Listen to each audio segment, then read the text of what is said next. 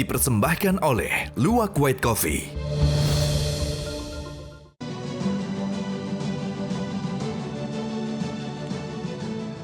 Sebulan ini Hot Room telah bergabung dengan kita melalui Zoom Pak Akmal, tim gabungan independen pencari fakta kasus Kanjuruhan. Pak Akmal, apa hasil sementara penemuan tim pencari fakta? Terutama siapa yang harus bertanggung jawab selain 6 tersangka? Berdasarkan hasil temuan kita di lapangan, kita sudah turun ke Kanjuruhan, kemudian juga kita sudah panggil pihak-pihak terkait dengan kasus Kanjuruhan. Kalau disimpulkan secara umum ini adalah kesalahan kolektif, dosa berjamaah pelaku sepak bola kita. Jadi kalau siapa yang bertanggung jawab, yang pasti yang harus bertanggung jawab adalah PSSI sebagai regulator, kemudian PT LIP sebagai operator, panitia pelaksana sebagai eksekutor di lapangan, termasuk juga supporter dan juga pihak kepolisian tentunya yang melakukan tindakan represif ketika mengamankan pertandingan yang mengakibatkan sampai saat ini jatuh 132 korban meninggal dunia dengan 446 diantaranya mengalami luka berat dan luka ringan. Ini merupakan tragedi kemanusiaan ya buat kita dan PR tentunya buat sepak bola kita, karena sebelum kasus ini terjadi sudah banyak kasus-kasus supporter meninggal karena sepak bola. Tadi Bapak mengatakan ini kesalahan kolektif, benar? Betul. Oke, kalau kesalahan kolektif, tadi Pak Rahim mempertanyakan kenapa pimpinan PSSI tidak ikut bertanggung jawab atau juga kenapa belum ada dari PSSI yang jadi tersangka? Apakah bakal ada tersangka dari PSSI? Ya, kemarin tim pencari fakta memanggil PSSI, kemudian menanyakan hal-hal yang terkait dengan kasus ini. Tapi PSSI kemudian defense dengan menyatakan berdasarkan regulasi keamanan dan keselamatan pasal 3, mereka lepas dari tanggung jawab ini. Itu kan bicara regulasi itu, kalau bicara undang-undang ini peraturan pemerintah, peraturan organisasi.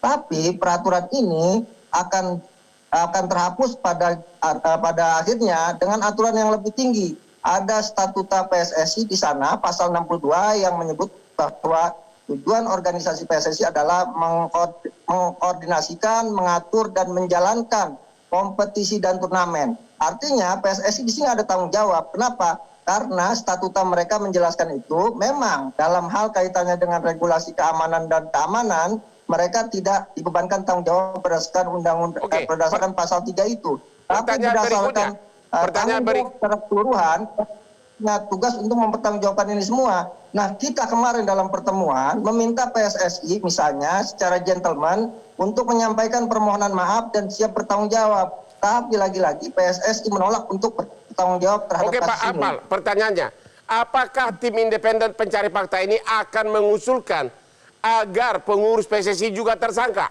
Ya, kita lagi membahas hari ini, membahas sidang pleno, membuat rekonstruksi hukumnya. Konstruksi hukumnya dulu kita siapkan sehingga tidak sembarangan untuk menyatakan bahwa PSSI tersangkut kasus pidana. Kalau kasus-kasus lainnya misalnya bisa saja. Misalnya PSSI harus bertanggung jawab moral terhadap kaitannya dengan football family, hukum terkait football family.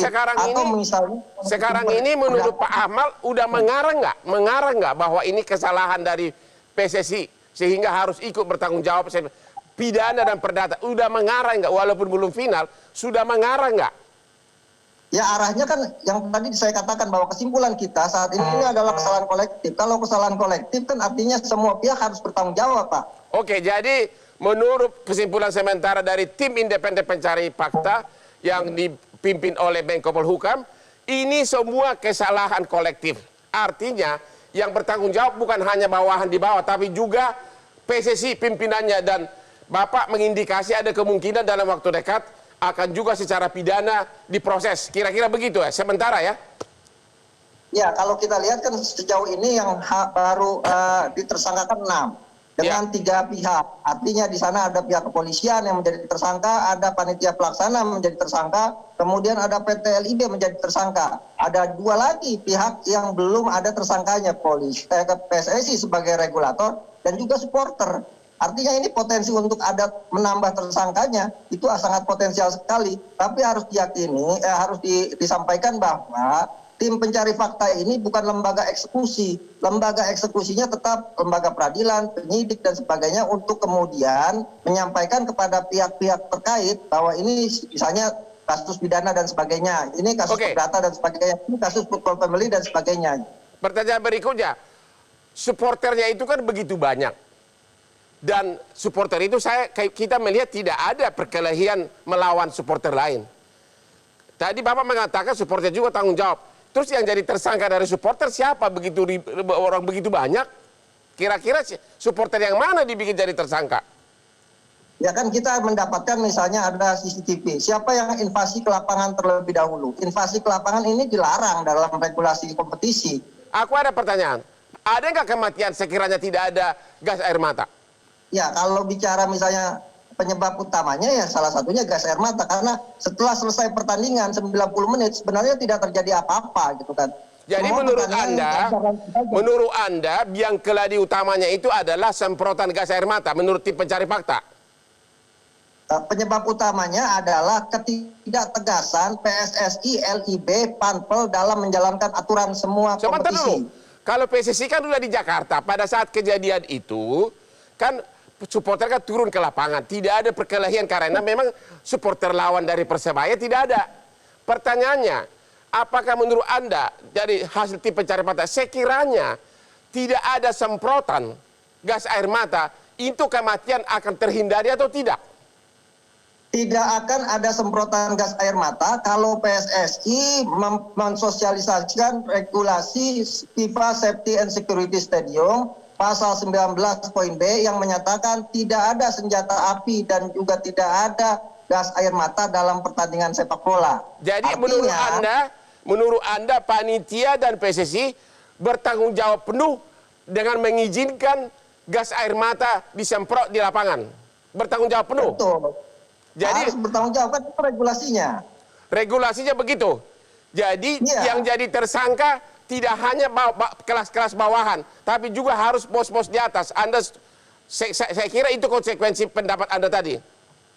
Iya, artinya kan ada hal-hal yang dilanggar. Pelanggaran itu kan pelanggaran regulasi dilakukan oleh PSSI yang sebagai pemilik pemilik sepak bola yang mengatur sepak bola, bahwa mereka tidak mensosialisasikan ini kepada pihak kepolisian, bahwa ada aturan yang berbeda dalam penanganan chaos di lapangan antara SOP polisi dengan SOP pertandingan sepak bola, dan ini tidak tersampaikan. Nah, ketika tidak tersampaikan, menurut Pak Hotman sebagai pakar hukum, ini melanggar hukum tidak? Saya tanya balik.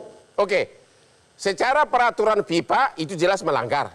Tapi ada juga peraturan Kapolri di sini bahwa ini apa nih? Ini peraturan FIFA. Ini peraturan FIFA tidak boleh bawa senjata maupun gas air mata. Anda mengatakan tadi bahwa PSSI melanggar ini. Benar kan? PSSI tidak mensosialisasikan ini kepada pihak kepolisian yang ditugaskan untuk mengamankan pertandingan. Pokoknya PSSI melanggar ini aja deh ya, peraturan FIFA. Oke, sekarang peraturan Kapolri. Kalau peraturan FIFA menyatakan tidak boleh bawa senjata dan gas air mata, tapi peraturan Kapolri diizinkan, cuma harus dalam tahap 5, ya tahap 1, tahap 2 kalau keadaan sudah sangat serius, tahap 5 boleh membawa senjata kimia. Apakah ini nanti bakal dipakai oleh para tersangka termasuk PSSI untuk membela diri? Ya bisa jadi, karena itu salah satu rekomendasi yang akan dikeluarkan oleh tim pencari fakta adalah sinkronisasi antara aturan FIFA dengan aturan negara, sehingga kemudian ke depannya nanti tidak ada lagi SOP yang salah dalam penanganan atau dalam mengamankan pertandingan bukan cuma sepak bola tapi juga olahraga. Oke, sekarang Pak Dali, mana yang berlaku? Peraturan FIFA menyatakan tidak boleh bawa gas air mata. Peraturan Kapolri mengatakan boleh untuk kalau sudah tahap serius, yaitu tahap 5. Mana yang berlaku? Kita kembali kepada dasar masalah ini. Ya. Pertama, yang jadi anggota FIFA itu PSSI, bukan Polri. Alright? Jadi? Di dalam aturan FIFA dinyatakan dengan jelas bahwa Federasi Sepak Bola harus memberitahu kepada keamanan pada saat pertandingan itu dilarang membawa gas air mata ataupun senjata. Apalagi petugas keamanan datang adalah juga atas permintaan dari panitia kan? Betul. Dan ongkosnya itu juga nggak murah loh. Benar, ongkosnya nggak murah. Benar. Nggak murah. Itu ongkos yang terbesar dalam pertandingan adalah keamanan. Jadi menurut Bapak sebagai mantan pengurus FIFA, yang berlaku adalah peraturan FIFA. Pasti. Karena Tidak boleh gas air mata, sehingga panitia pelaksana termasuk atasannya PSSI harus bertanggung jawab secara perdata dan pidana. Iya, begini ya. Yang saya sampaikan bahwa